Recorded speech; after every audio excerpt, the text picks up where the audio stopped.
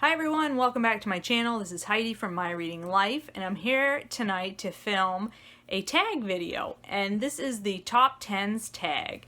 This tag was created by Jason over at Old Blues Chapter and Verse. I will link his original tag video down below. And so what Jason was trying to do with this tag is to sort of set up a situation where everybody on BookTube could film a video where they just went through a list of the top 10 books of all time, what they felt their top 10 books were of all time, for whatever reason that they decide. They could pick fiction, non-fiction. There were some rules involved, which are all explained in his original video, which is linked below. And so I have been wanting to do this to participate in the fun, but I found it very difficult to pick which books were my top 10.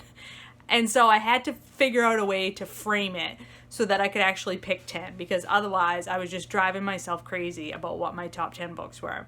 So I decided that I would pick books. These books in my top 10 are the books that I have gone back to over and over again throughout my life. I've reread multiple times.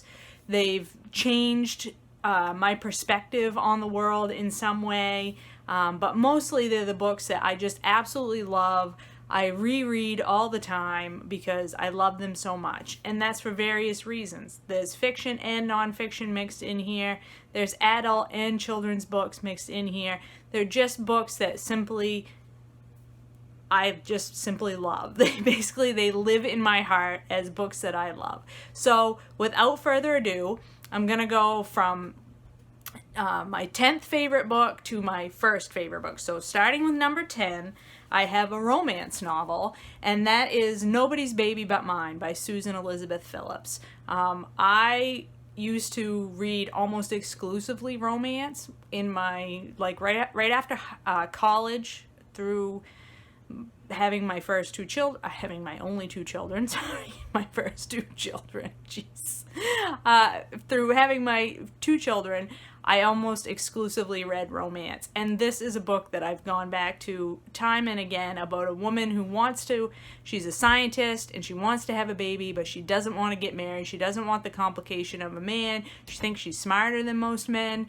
So she comes up with a scheme where she will have a baby with a football player, because all football players are stupid, right? And the baby will be attractive and athletic and have her brains, and therefore will not suffer through the bullying that she suffered from being not that attractive but being a real nerd when she was a kid. And of course her plan goes awry and a romance ensues. I absolutely love this book. Susan Elizabeth Phillips is a great romance author. If you're looking for a contemporary romance author to try, definitely check her out. My number 9 book is The Handmaid's Tale by Margaret Atwood. I read this book for the first time in high school, and it is, everybody knows what it's about, dystopian, about women's reproductive rights. I've reread it multiple times since then. It's just as powerful and probably more important today than it was when it was written. And everybody knows how wonderful this book is. I don't think I need to describe it any more than that. My number 8 book is The Sparrow by Mary Doria Russell. This book I've heard multiple times described as Jesuits in space, and I think that's a very good descriptor. This is literary fiction and also science fiction about faith, about what makes us human, about finding new cultures and how we respond to that. It's a simply wonderful, immersive, beautiful book. Number 7 is a Little House series by Laura Ingalls Wilder. These books were the first chapter books that I read when I was in first grade. My mother had read them to me before that time period. I've read them I don't know how many times through the course of my life. These books captured my mind when I was a young child.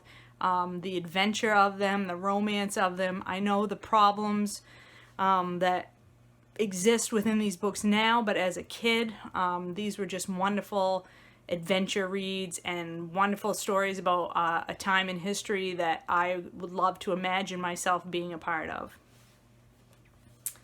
So what is that? That's 10, 9, 8, 7, 6. We're back on 6 now.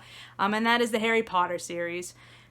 This is a highly beloved series. I'm no different. I was too old for these books when they came out. I think I was already married and having my first child when the first one of these books was released.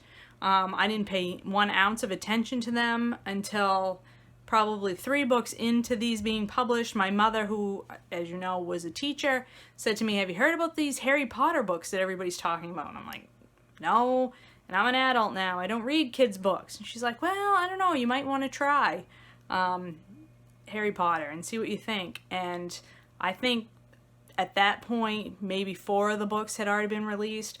I started reading them and, of course, loved them. I've read them multiple times. I've listened to them on the audiobook with the wonderful Jim Dale narrating, and they're just super fun and excellent stories to read and reread. The next book is the first nonfiction, so number 5 on my list is The Diversity of Life by Edward O. Wilson. This is a wonderful book about nature and how evolution and adaptation has occurred within various forms of life. And this was the book that I read my first year in college when I thought I wanted to be a lawyer. And once I had read this book, I realized that I think I don't want to be a lawyer. I think I want to be a field scientist. And this book pretty much changed the course of my career. And so I can't really say anything much more highly about a book than that. But if you like nature writing, if you like books about the wonders of the natural world and how species have evolved these amazing adaptations to fit little niches in the world, this is the guy to read. Edward O. Wilson just does a wonderful job describing such things. Number 4 is another nonfiction, and that one is Lost on a Mountain in Maine. I've talked about this recently in the Lost in the Wood, my neck of the woods tag, excuse me. I'm lost on the brain. So I talked about this recently in the my neck of the woods tag. This is a true story of Donn Fendler, who was hiking Mount Katahdin with his family, got separated from his party, and ends up going down the undeveloped, uninhabited side of the mountain and being lost for 2 weeks in the wilderness of Maine. This book was read to me for the first time when I was probably 11 or 12. I've read it and reread it and reread it. I've read it to my kids. It's an amazing story of resilience and survival. It's an amazing story about what the Maine woods is really like, and I can't recommend it highly enough. And it will probably always be on my top 10 list. So number 3 on this list for me is The Stand by Stephen King. This is Stephen King's epic dystopian post-apocalyptic novel, good and evil, in a world that's basically depopulated and struggling. The last few remaining survivors are struggling to see who's going to control the world. I read it for the first time in high school. I've reread it multiple times since then. In fact, I think I'm in the mood for a reread fairly soon. This book cemented my lifelong love of Stephen King. Number 2 is the Lord of the Rings series by J.R.R. Tolkien. I've spoken about this book before on my channel. This series of books when I read these, I received these books as a child. I think when I was 9 or 10 years old for Christmas. I ended up getting the flu that year after Christmas, and I spent the entirety of my Christmas vacation laying on my couch, lost in the world of Middle-earth.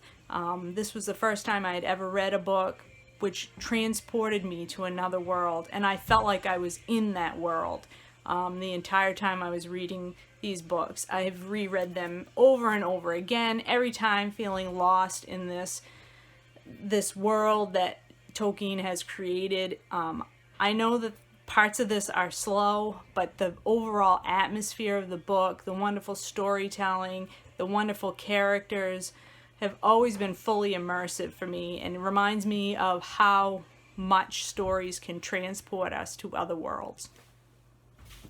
And the very first book, my number one book on my top 10s list, is Jane Austen's Pride and Prejudice. I love a romance, and this story is a beautiful, brilliant romance. I can't tell you how many times I have reread this, and I just absolutely, the part where, I can't remember, I'm having a blank moment here. Darcy. Jesus, I couldn't remember Darcy's name. The part where Darcy spills his true feelings, is just brilliant. I just love it. This is a wonderful book, and I have a hard time picking between Pride and Prejudice and Persuasion for my favorite Jane Austen. And she was always going to be number one on my list for top 10 books that I love. And I think it's what puts Pride and Prejudice over the top is how many times I've reread this book. I just cannot stop rereading this book. It is wonderful. So that's it. Those are my top 10s. Thank you very much, Jason, for creating the tag and for pushing me to participate in it. I could do another whole top 10 list coming at it from a different angle, but I'm going to leave it there for now with my top 10s, and I hope you are all doing very well. I will talk to you later.